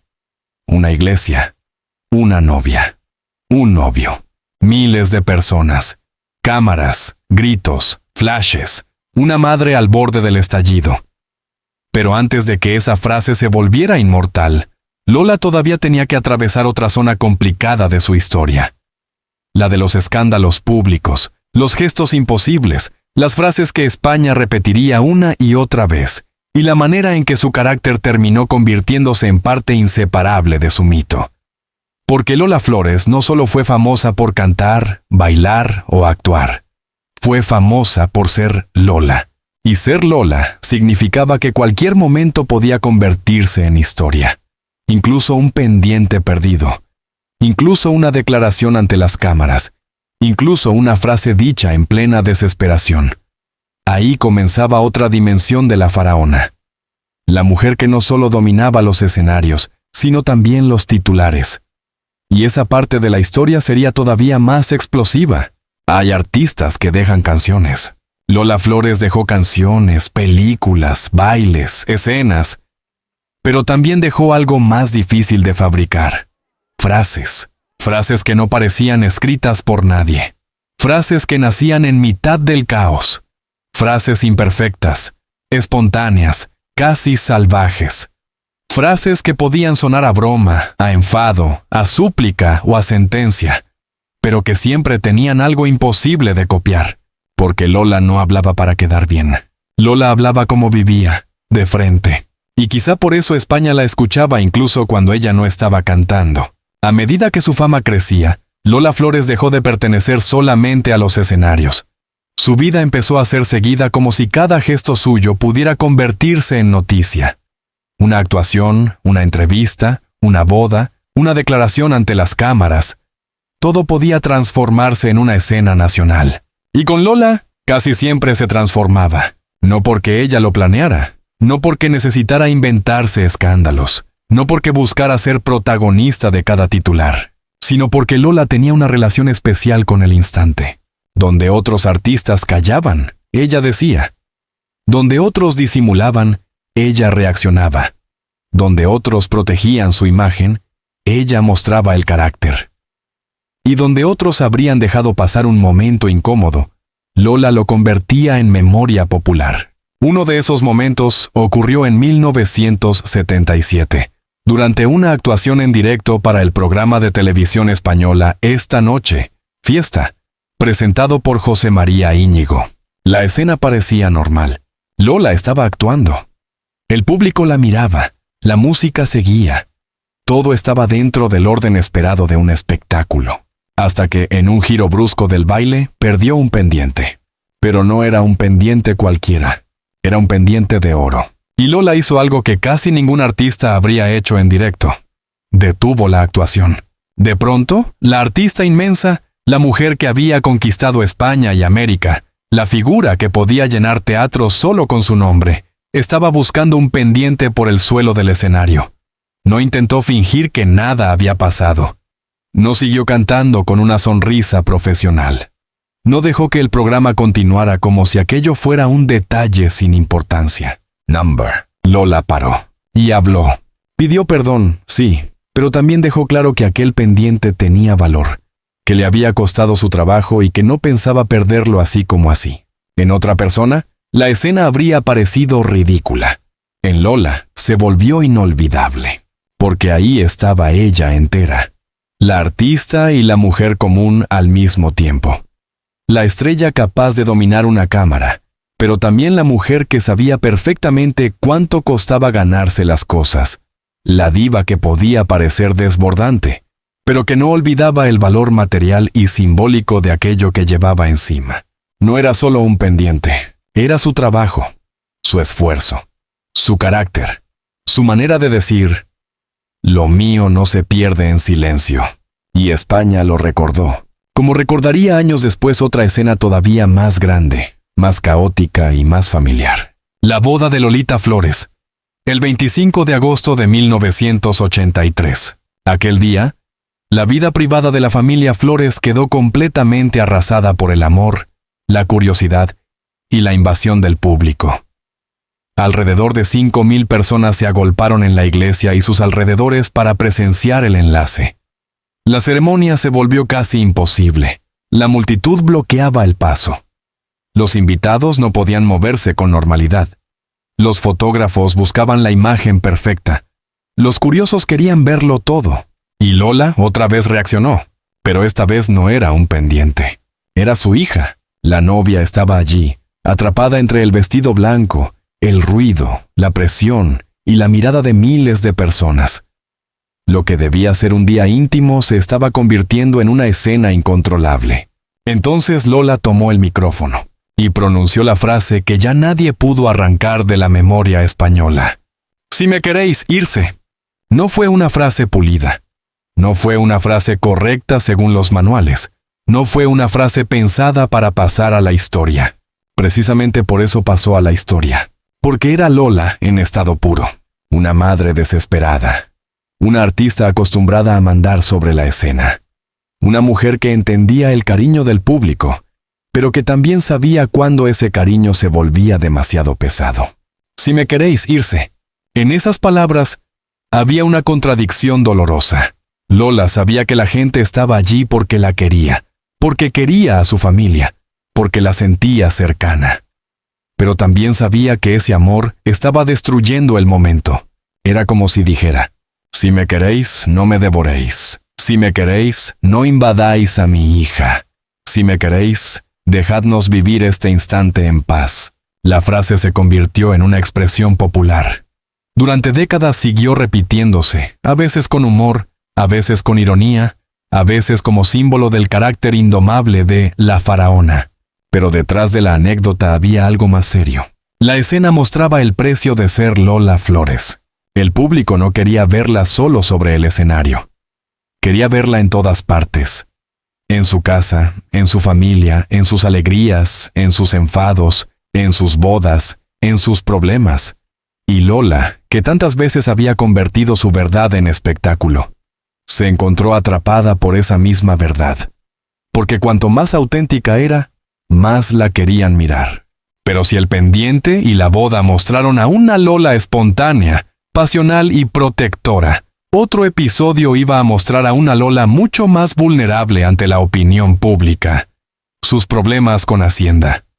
En 1987, la Fiscalía presentó una querella contra Lola Flores y su marido por delito fiscal, relacionada con la falta de declaraciones del impuesto sobre la renta entre los años 1982 y 1985.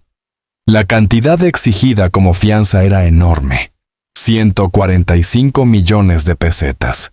Aquel caso no fue solo un proceso judicial, fue un acontecimiento social, porque no se trataba de una desconocida, no se trataba de una empresaria anónima, no se trataba de alguien que pudiera esconderse detrás de documentos y abogados.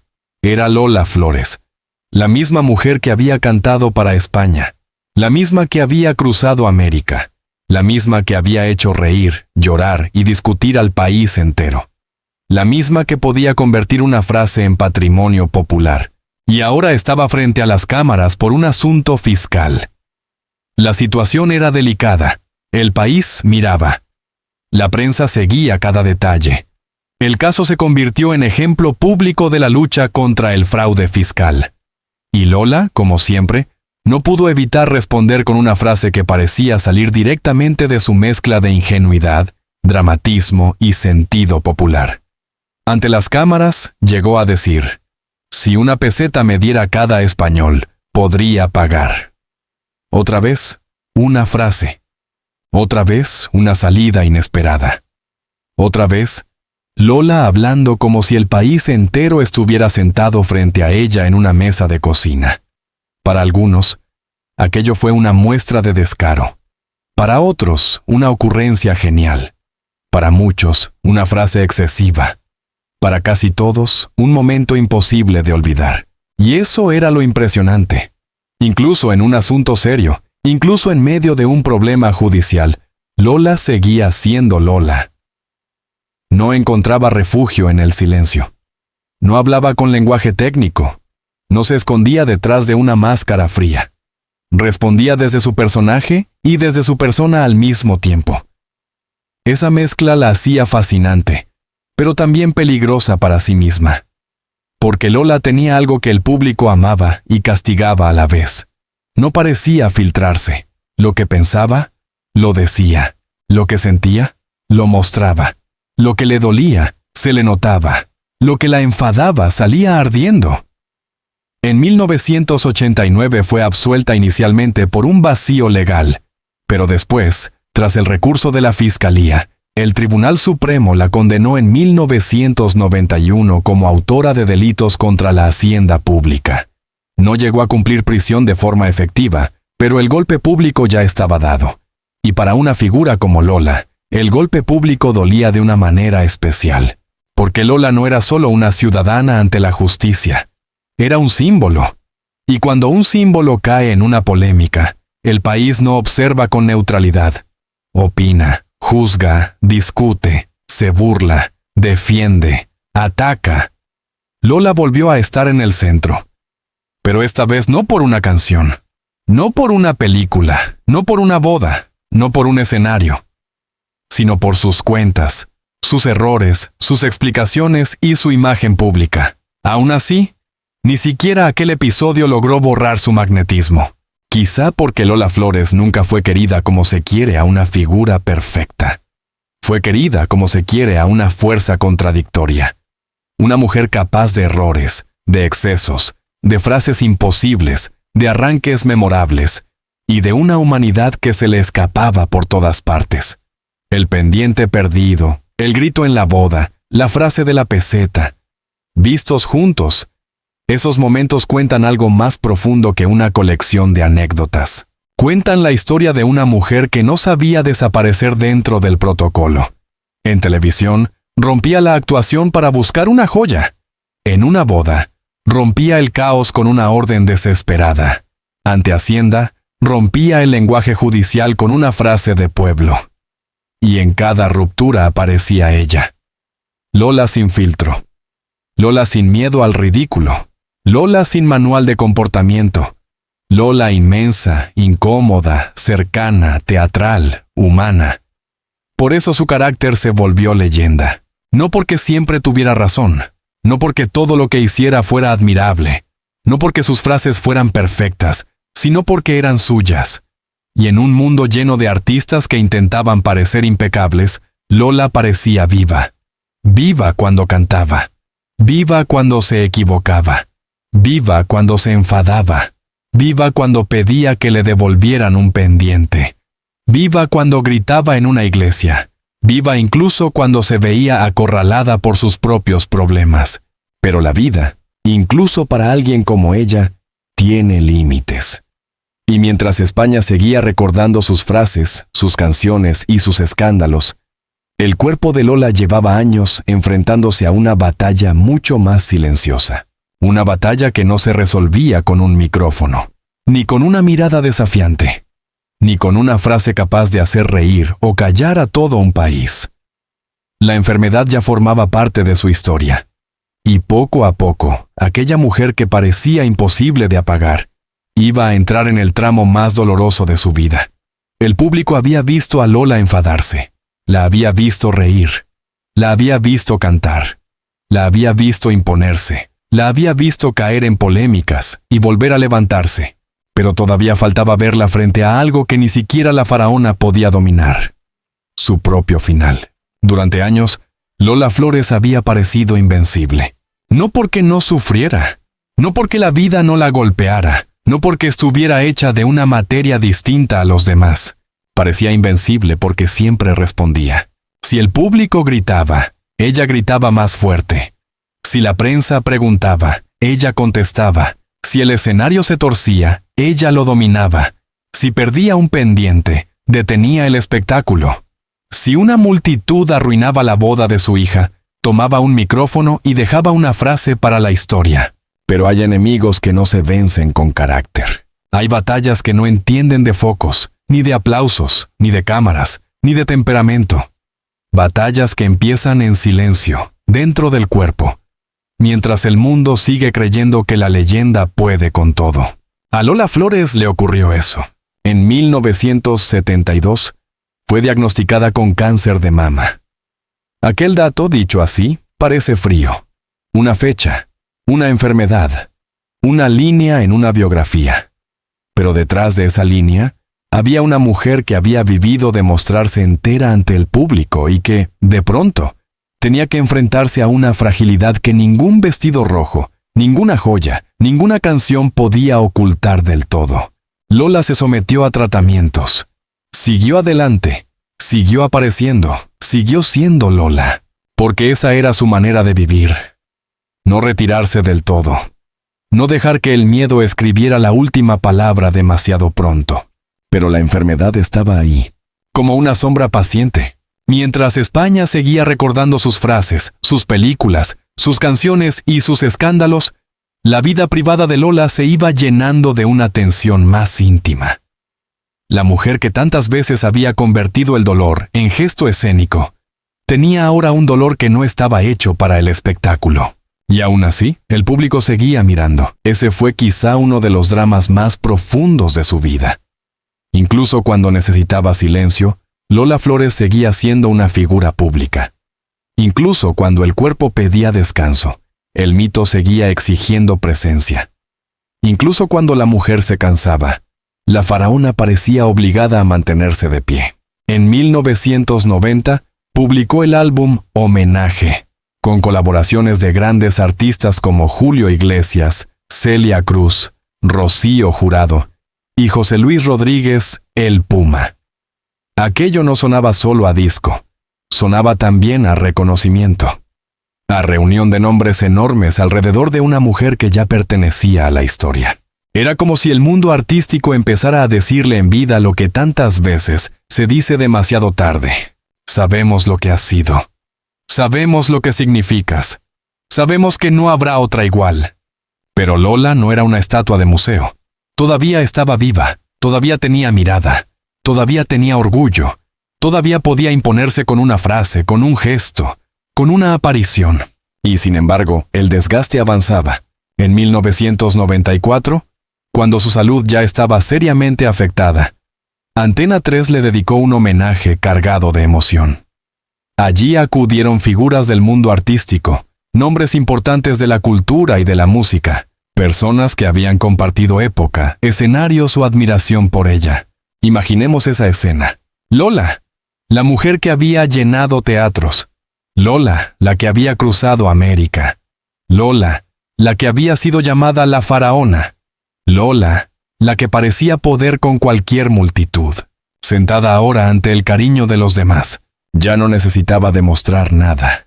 Y quizá por eso aquel homenaje tuvo algo de despedida anticipada, aunque nadie quisiera decirlo en voz demasiado alta, porque hay momentos en que el público aplaude con una emoción distinta. No aplaude solo al talento, no aplaude solo al recuerdo.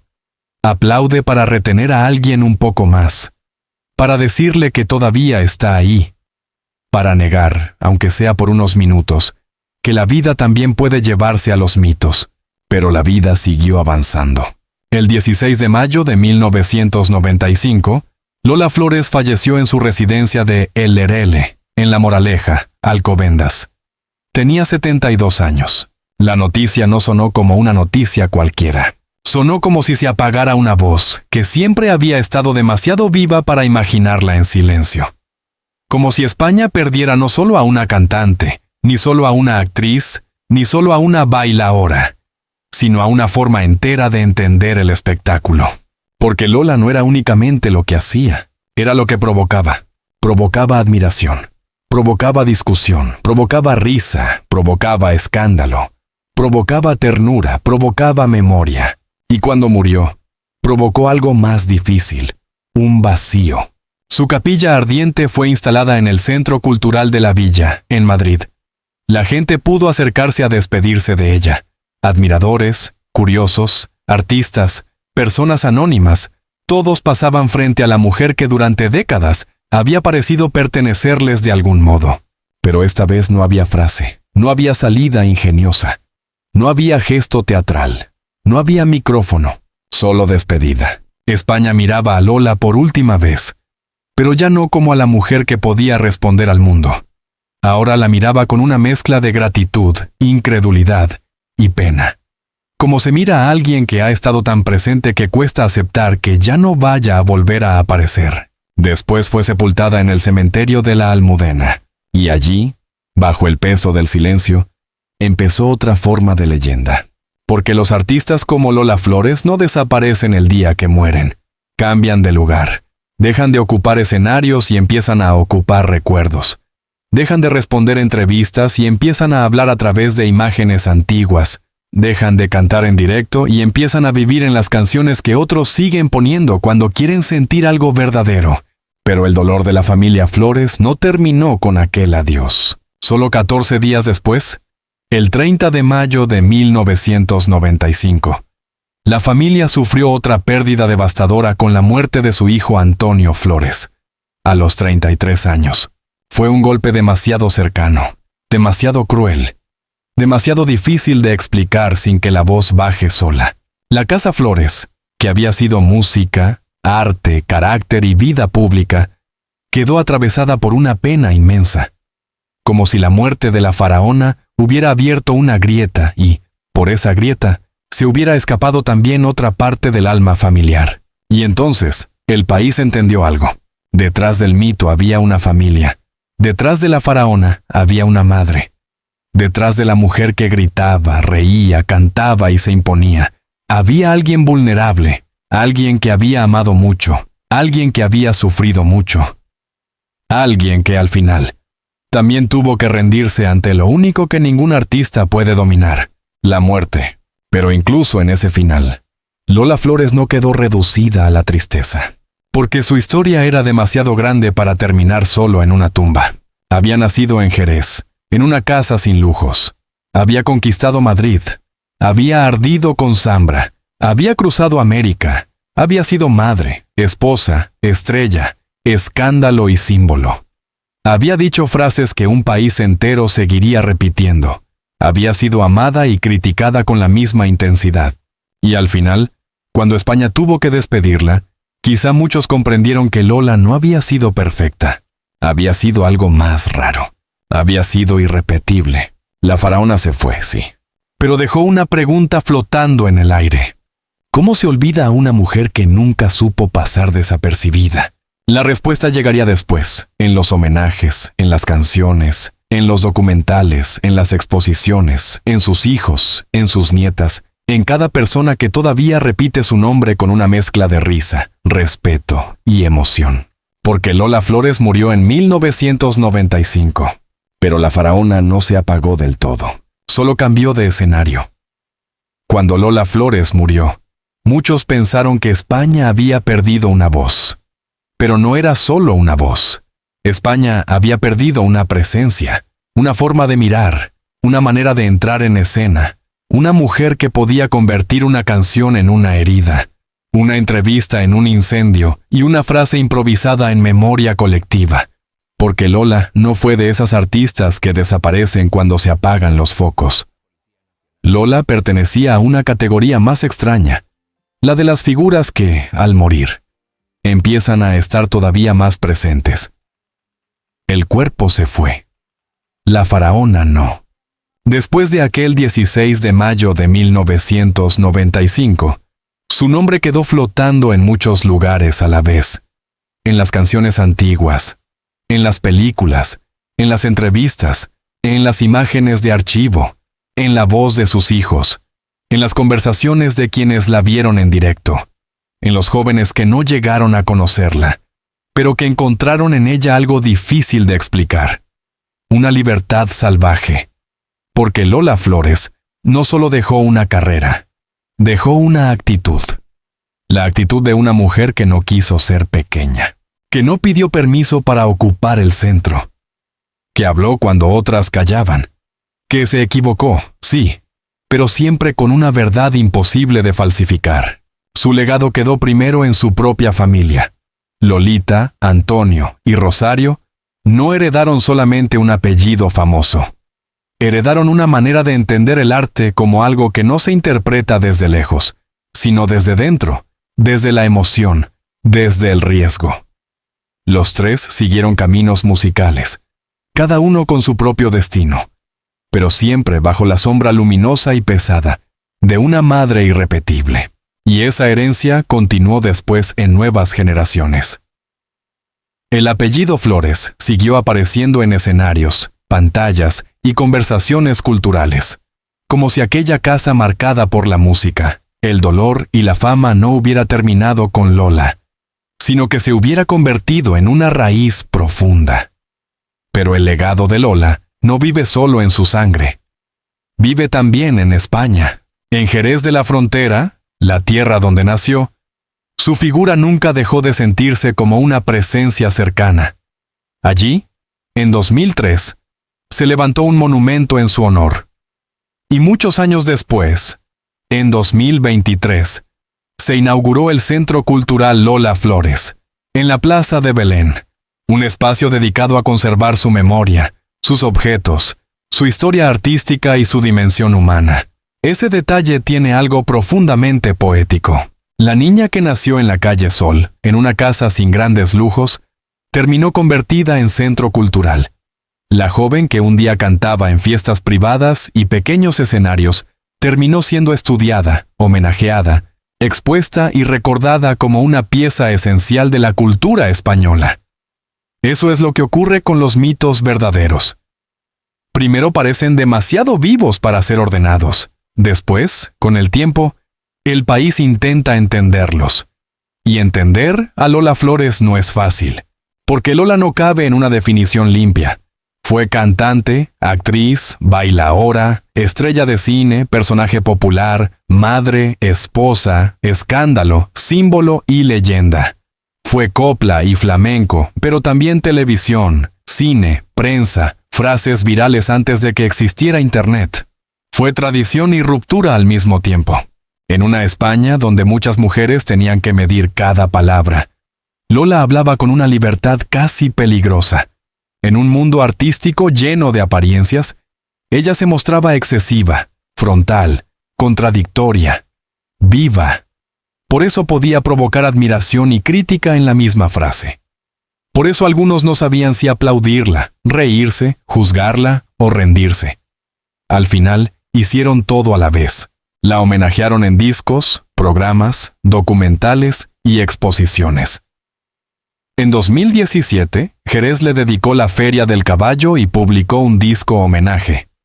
En 2021, Movistar Plus más estrenó una serie documental sobre su vida artística y personal, con testimonios de familiares, amigos, artistas e investigadores. Entre 2023 y 2024, la Biblioteca Nacional de España organizó la exposición Si me queréis, venirse, un título que jugaba directamente con aquella frase inmortal de la boda de Lolita. Y ahí está una de las vueltas más hermosas de su historia. En 1983, Lola gritó, «Si me queréis, irse». Décadas después, España parecía responderle, «Lola, ahora somos nosotros los que queremos volver». Volver a verla, volver a escucharla, volver a estudiar su vida, volver a discutir su genio, volver a esa mezcla de risa, respeto y emoción que solo ella provocaba.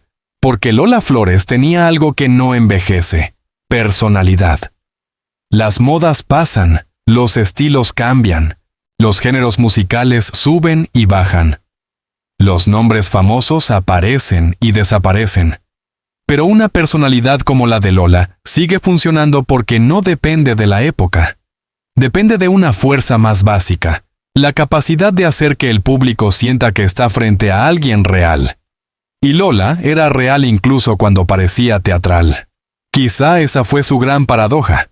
Era exagerada pero no falsa. Era dramática pero no vacía. Era popular pero no simple. Era diva, pero también mujer de calle. Era la faraona, Pero seguía siendo María Dolores Flores Ruiz, la niña de Jerez que había aprendido desde pequeña que el mundo no regala el centro, hay que conquistarlo. Por eso, cuando se recuerda su final, no basta con hablar de tristeza. Sí, hubo dolor, hubo enfermedad, hubo despedida, hubo una familia golpeada por una pérdida inmensa, hubo una España que la lloró. Pero el final de Lola no fue solo una caída. Fue el comienzo de otra vida, la vida de la memoria. Una memoria hecha de canciones como La zarzamora, de películas, de imágenes en blanco y negro, de trajes, de pendientes, de gestos imposibles, de frases que todavía se repiten sin necesidad de explicar demasiado. Porque decir Lola Flores en España no es pronunciar solo un nombre. Es invocar una escena, una mujer de ojos encendidos, una voz áspera y poderosa, un cuerpo que hablaba antes de que empezara la música, una madre gritando en una iglesia, una artista buscando un pendiente en directo, una figura que podía parecer desbordada, pero nunca invisible. Y quizá ahí está la clave de su inmortalidad. Lola Flores no fue perfecta, fue mucho más interesante que eso. Fue humana, fue excesiva, fue contradictoria, fue valiente, fue vulnerable, fue espectáculo y verdad al mismo tiempo. Por eso, cuando alguien vuelve a escuchar Si me queréis, irse, no escucha solo una frase graciosa o caótica. Escucha la voz de una mujer que vivió siempre al límite entre el amor del público y la invasión del público.